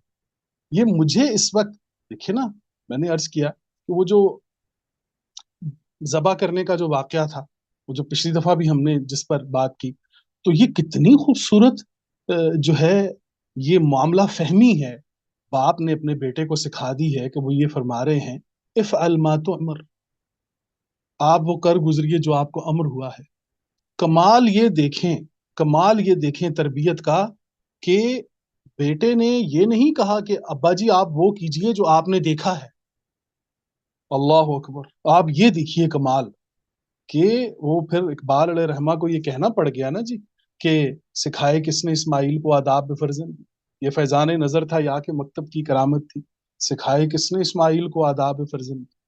تو بیسیکلی تاریخ تو یہ بتاتی ہے کہ یہ آداب فرزندی امہات نے سکھائی تھی، ام اسماعیل نے سکھائی تھی، کیونکہ ابراہیم علیہ السلام تو ان کو وہاں پر چھوڑ کر اپنے فریضے کی طرف گئے تھے اپنے فرائض ادا کرنے کے لیے۔ پیچھے جو تمام تر ایفرٹ ہے تاریخ یہ بتاتی ہے کہ وہ ایک نے اسماعیل علیہ السلام کی نے اسماعیل علیہ السلام کو، تو دراصل اقبال علیہ رحمٰن نے اس طرف اشارہ کر کے ہم لوگوں کے لیے یہ بات چھوڑی تھی کہ سوچیں تو صحیح نا کہ یہ مکتب کی کرامت ہے، فیضان نظر ہے، یہ کیا ہے؟ تو ہم بھی آج یہ کہنے کے قابل ہیں کہ جناب یہ کا فیضان ہے، یہ ایک کی کرامت ہے کہ اسماعیل علیہ السلام وہاں پر ٹرائی کر رہے ہیں کہ وہ یہ کہہ رہے ہیں کہ دیکھیے اللہ کا جو امر ہے آپ وہ کر گزرے۔ تو پتا چلا کہ اللہ کے امر میں اسماعیل علیہ السلام یہ کہہ رہے ہیں کہ ابراہیم علیہ السلام کو کہ اس میں آپ کی بھی کوئی مداخلت نہیں ہے ابا جان، اللہ کا امر وہ ہے جو آپ نے کرنا ہے، آپ نے وہ نہیں کرنا کہ جو آپ نے دیکھا ہے۔ اللہ اکبر۔ اور پھر آپ یہ دیکھ لیجئے کہ کیونکہ وہ رؤیا، میں نے عرض کیا کہ رؤیا وہ خواب ہوتا ہے کہ جس میں خالق اور مخلوق دونوں کی رائے شامل ہوتی ہے۔ تو ابراہیم علیہ السلام وہ جو دور کہ جس میں کہا گیا تھا کہ حرقو، جلا دو ابراہیم علیہ السلام کو، تو وہ دیکھتے آئے تھے کہ لوگوں کو جلایا جا رہا ہے، خدا کی خوشنودی حاصل کرنے کے لیے انسانوں کو بلی چڑھایا جا رہا ہے۔ تو اب وہ خواب یہ تھا کہ اب وہ وقت آ چکا تھا کہ پریکٹیکلی حضرت ابراہیم علیہ السلام نے اپنے بیٹے کو لٹا کر لوگوں سے یہ پوچھا کہ یہ دیکھیے میں جو چھری چلاؤں تو کیا محسوس ہوگا آپ کو؟ تو انہوں نے کہا کہ کوئی بھی انسان جو ہے وہ سوچ نہیں سکتا کہ ایک باپ اپنے بیٹے کے ساتھ یہ رویہ اختیار کرے گا۔ تو پھر وہاں پر یہ سوال سامنے آیا کہ اگر ایک انسان یہ چیز تصور نہیں کر سکتا تو ایک زندگیاں دینے والا، زندگی بانٹنے والا رب کسی انسان سے کیسے یہ کہہ سکتا ہے کہ آپ اس کی خوشنودی حاصل کرنے کے لیے کسی انسان کی بلی چڑھا دیں؟ تو بیسیکلی ہوا یہ کہ پیغام یہ باہر آیا کہ ایک زندہ خدا کو تحفے میں زندگی کے سوا کچھ نہیں دیا جا سکتا۔ ایک زندہ خدا کو زندگی میں تحفے میں زندگی دی جاتی، تو وہاں پر ایک ایسا قانون حضرت ابراہیم اور اسماعیل علیہ السلام کے ذریعے دنیا میں آیا کہ اب خداؤں کی خوشنودی حاصل کرنے کے لیے کسی انسان کو بلی نہیں چڑھایا جائے گا۔ اس مکے کو آمنن کا لفظ استعمال کر کے، امن کا لفظ بتا کر یہ بتا دیا ہے کہ وہ جو چاہے پترا کے مقامات پر موجود وہ ان کے جو اس سے پہلے رسمیں تھیں، رسومات، یہ سعودیہ کے شمالی علاقہ جات جو پیٹرا جس کو کہا جاتا ہے، ان کے ہاں بھی آپ دیکھ لیجئے کہ ہر عبادت گاہوں کے ساتھ آپ کو ایک ذبح خانہ ملتا تھا، اور ان عبادات گاہوں کے ساتھ وہ جو ذبح خانے تھے وہ یہ بتا رہے تھے یہاں پر خداؤں کو خوشنودی حاصل کرنے کے لیے انسانوں کی بلی چڑھائی جاتی۔ یہ کام سب سے پہلے ختم کیا گیا ہے بیت اللہ کے اندر آمنن کہہ کے کہ اب ویسا نہیں ہوگا جی کہ خداؤں اللہ کی خوشنودی حاصل کرنے کے لیے کسی انسان کو بلی چڑھایا جائے۔ تو یہ کمبائنڈ کوآرڈینیشن باپ بیٹے کی آپ دیکھیے کس کمال، کس درجے پر جاتی۔ تو ہمیں یہ چاہیے کہ ہم قرآن کریم میں اس طرح غوطہ زن ہو کر جائیں کہ ہم دنیا والوں کو یہ بتا سکیں کہ ایک محبت کرنے والا رب، ایک زندگیاں بانٹنے والا رب، اگر آپ اسے زندگی کچھ دینا چاہتے ہیں تو وہ سوائے زندگی کی اور کچھ نہیں۔ ایک حی القیوم کو تحفے میں حیات ہی دی جا سکتی ہے۔ جزاک اللہ، بہت شکریہ آپ کا۔ جی بہت شکریہ زبیر بھائی آپ کا۔ یہ باتیں سن کے ایسے لگ رہا ہے کہ قرآن پاک جو ہے نا ہمارے سے بہت زیادہ تقاضا کر رہا ہے کہ ہم قرآن پاک کو ٹائم دیں، وقت دیں، چیزوں کو، مفاہیم کو سمجھیں، اور اس کا جو پیغام ہے، اس کی جو گہرائی ہے اس کے اندر جائیں اور اپنی اپنی ذمہ داریوں کو سمجھیں، بطور بیٹا، بطور بیٹی، بطور ماں، بطور باپ۔ اور جس طرح یہ ذمہ داری شروع ہو رہی ہے امہات سے، تو بہت ہی ایک بڑی ذمہ داری ہے ہماری بیٹیوں کی، ہماری بہنوں کی، ماؤں کی، اقوام کی تعمیر کے لیے۔ اور ابناء کے طور پر یا اولاد کے طور پر، بھائی کے طور پر، یا بیٹے کے طور پر ہماری بھی اتنی ہی ذمہ داری ہے کہ ہم اس تربیت میں اپنی میکسیمم انپٹس دیں، اپنے آپ کو تیار کریں، ہدایات کو فالو کریں، اور اپنے نظریے کو ڈیولپ کریں۔ تو یہ تو ایسے لگ رہا ہے کہ ایک کتاب اللہ تعالیٰ آپ کو پیش کر رہا ہے کہ روبرو ہو کے گائیڈنس مل رہی ہے लेकिन शर्त ये कि हम उस गाइडेंस को लेना चाहते हैं या नहीं लेना चाहते। तो बहुत शुक्रिया ज़ुबैर भाई आपका। बहुत शुक्रिया जी आपका, बहुत शुक्रिया। जी, इसके साथ ही हमारा ये जो सेगमेंट था अबना के हवाले से, वो भी अपने इख्तिताम को पहुंच चुका है। तो इसमें आप सवालात भी आप कर सकते हैं। हमने उम्माहात के टॉपिक में जिम्मेदारियों के हवाले से समझा, माँओं की, बहनों की, बेटियों की।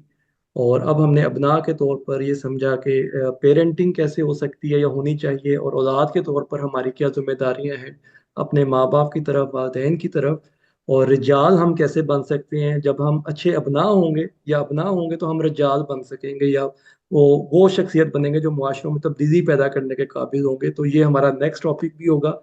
तो तब तक हम ये इन सवालात का सिलसिला शुरू करते हैं। हमारा जो माशरती प्रेशर होता है बच्चों के ऊपर, वालिदैन की तरफ से भी, शादी ब्याह के लिए भी, कैरियर के तरफ जाने के लिए भी, तो उसके हवाले से भी आप कोई बातचीत बताएं, रहनुमाई दें कि पेरेंट्स को इस सिलसिले में कितनी हद तक अपनी बात को मुसल्लत करना चाहिए, या औलाद को कितनी हद तक पेरेंट्स की बात को लेना चाहिए।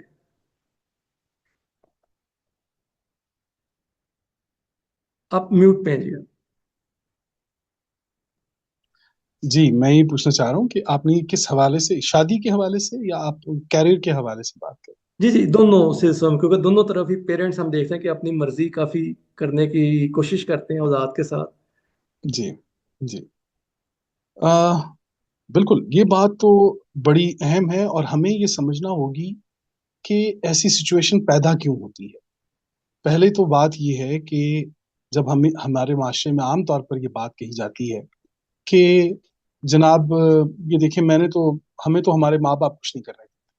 मैं तो ये करने जा रहा था, अब्बू ने ये मना कर दिया। मैं तो ये करने जा रही थी, अम्मी ने मना कर दिया। अच्छा, मेरा तो जो है ना, ये यहाँ पर तो दिल ही नहीं था, मेरी जहाँ पर शादी हो गई है, ये मैंने अम्मी अब्बू के कहने पे ये काम कर दिया। तो वो सारे करते करते, तो बेसिकली इस पूरी बीमारी की जो बुनियादी वजह ये होती है कि एक, कि वालिदैन जो हैं वो अपने बेटे बेटे को डिसीजन मेकिंग नहीं सिखाते, फैसला साजी नहीं सिखाते, फैसला करने की सलाहियत नहीं देते। और सारी जिंदगी, इससे पहले भी हम अर्ज कर चुके हैं, कि वो पैम्पर करते रहते हैं हर मकाम पे, कि जहां पर वो बच्चा खुद अपने आप को संभाल सकता है वो कर सकता है। आप ये देखिए कि परिंदों में भी इस चीज को नोट किया जाता है कि वो उतनी देर तक ही अपने बच्चे के मुंह में लाकर खाना डालते हैं जब तक उसके पर पूरी तरीके से खुल नहीं जाते। जूं ही पर खुलते जाते हैं, कोई परिंदा भी अपने बच्चे के मुंह में कोई चीज लाकर नहीं डालता, क्योंकि वो ये जानता है कि अब ये इसकी अपनी जिम्मेदारी है। लेकिन एक हम हैं कि हमारा, अगर वाले साहब 80 साल के हैं, बेटा 60 साल का है, या 55-50 का है, तो वो उनके लिए उस टाइम भी वो बच्चा ही है। ठीक है, ये अच्छी बात है, वो बच्चा उनके लिए बच्चा होना चाहिए। लेकिन वो अब वो बच्चा नहीं है। आपने उसे फैसला करने देना है, आपने उसे फैसला करने के काबिल करना है। और फैसला साजी में मैंने अर्ज किया कि हम बड़े कमजोर कमजोर वाक़या हुए हैं, और उसकी बुनियादी वजह ऐसा नहीं है कि ये सिर्फ माँ बाप के ऊपर ये ब्लेम आता है, बल्कि ओवरऑल मैंने अर्ज की ना, कि जहां पर, जिस माशरे में आने वाला कल महफूज ना हो, वहां पर आपको इस तरह की ये सारी बीमारियां जो है वो मिलती हैं।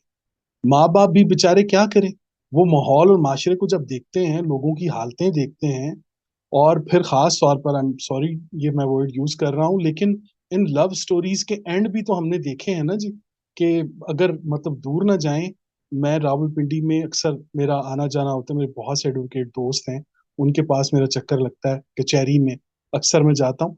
तो मैंने तो वहां पर उन बच्चियों को लेज के चिप्स खाते हुए देखा है, अपनी दो बच्चियों के साथ, कि जो उन अपनी बच्चों से लेज छीन रही है वो बच्ची, 17-18 साल की एज की वो बच्ची, दो बच्चियां उसके साथ हैं।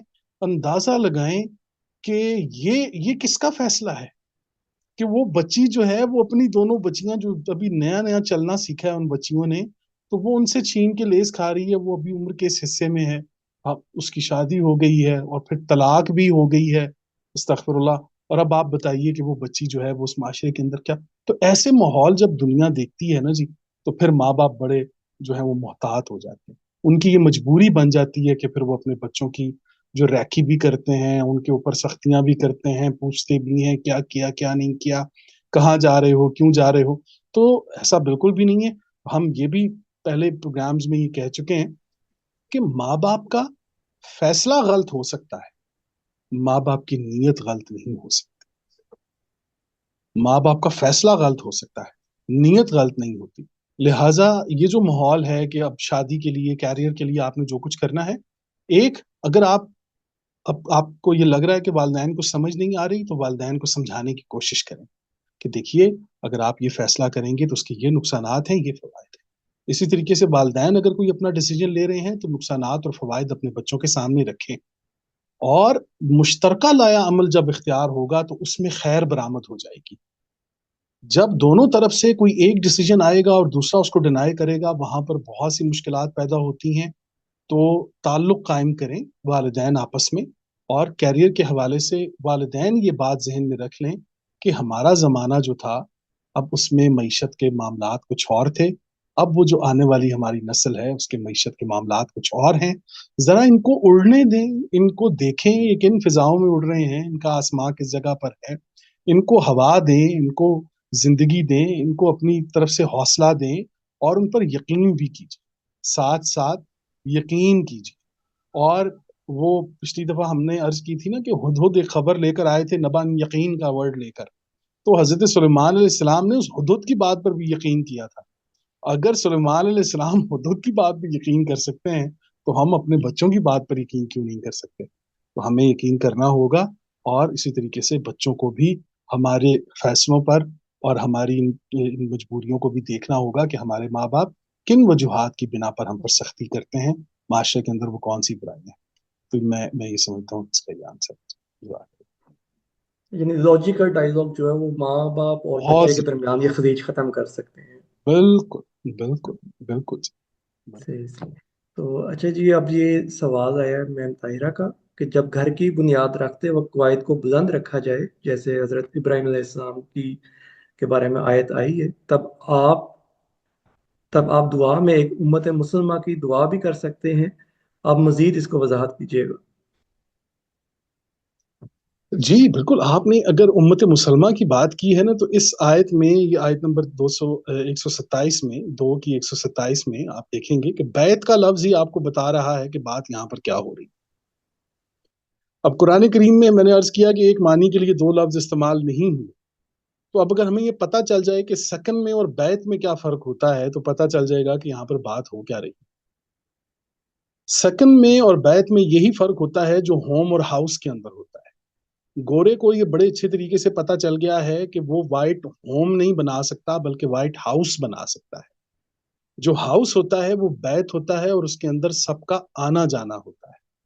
ایسا نہیں ہوتا کہ اندر سے ایک بندہ کنڈی لگا لے اور باہر سے دوسرا کنڈی لگا کے اس کو بیت تسلیم کر دے، ایسا نہیں ہوتا۔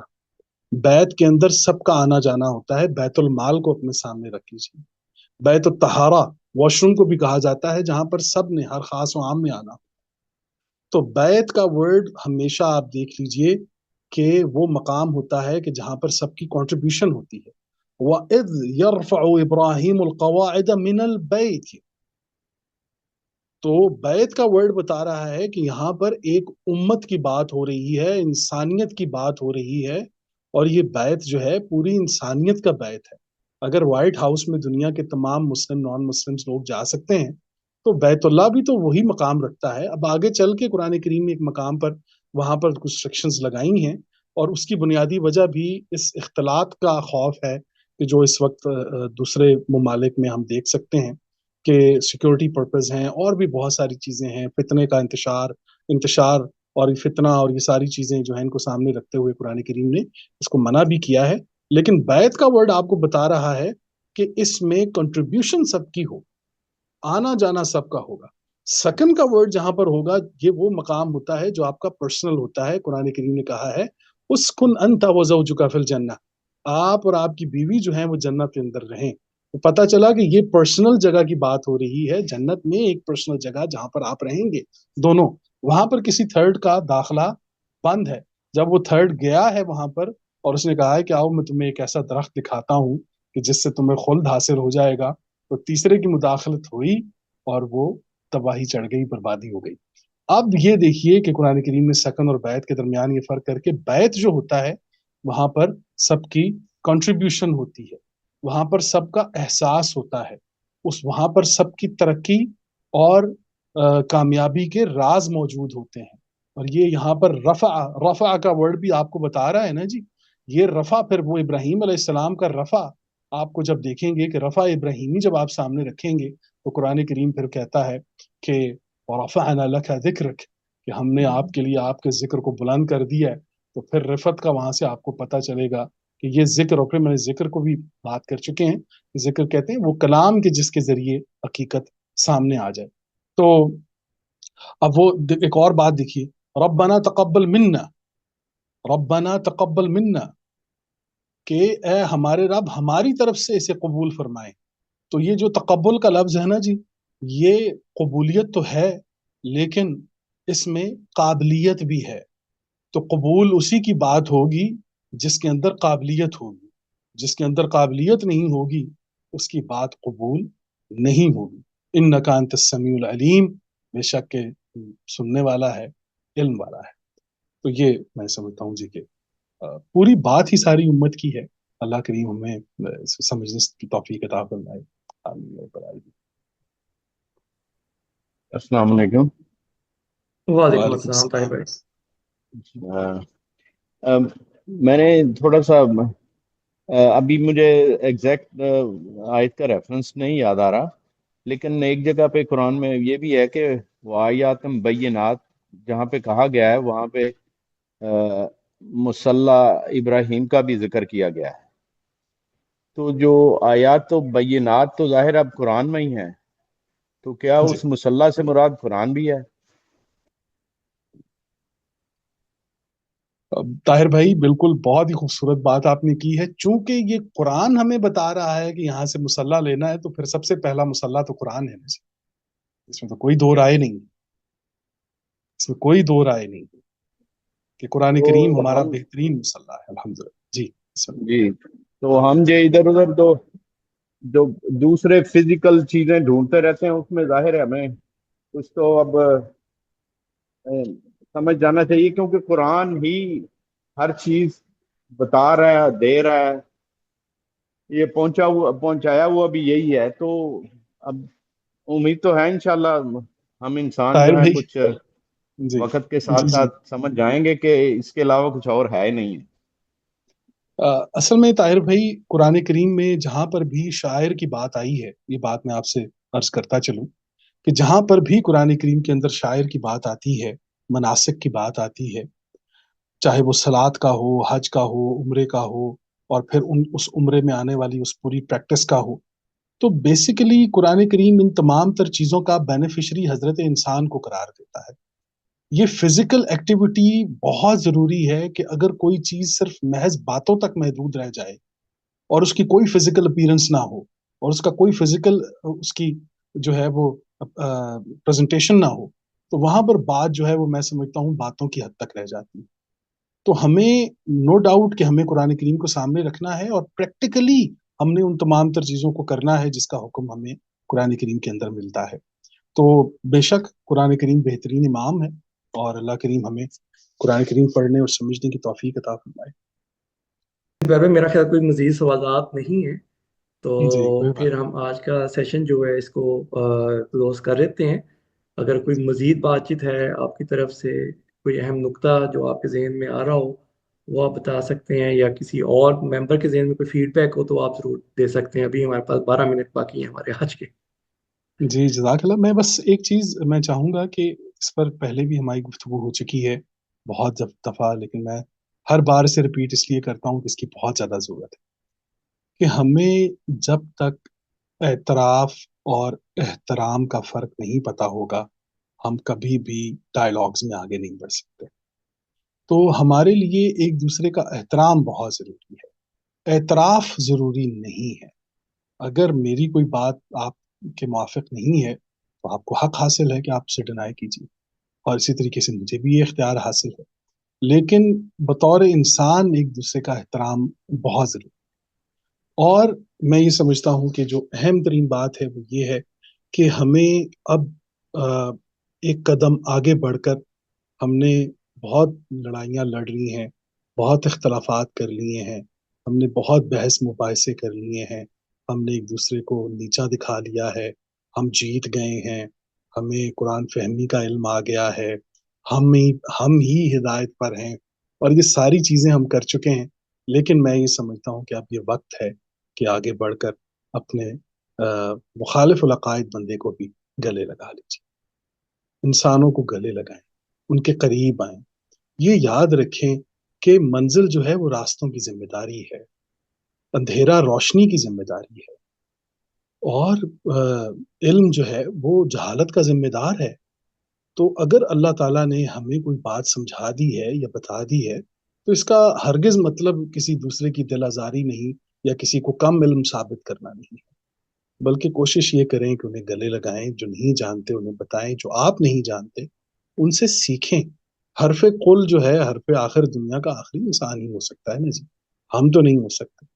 تو ہمیں اگر اللہ نے یہ موقع دے دیا ہے آج ایک دوسرے کے قریب آنے کے، ایک دوسرے کے مسائل سننے میں، تو ہم تو کیو ڈبلیو ایس کے پلیٹ فارم سے نان مسلمس کو بھی انشاءاللہ تعالیٰ ویلکم کر رہے ہیں، کہ جو پاکستان میں ہمارے ساتھ موجود ہیں، لوگ رہ رہے ہیں، مسلمز ہی نہیں بلکہ غیر مسلمز کے ساتھ بھی ہمارا رویہ خوبصورت ہونا چاہیے، بہت ہی اچھا ہونا چاہیے۔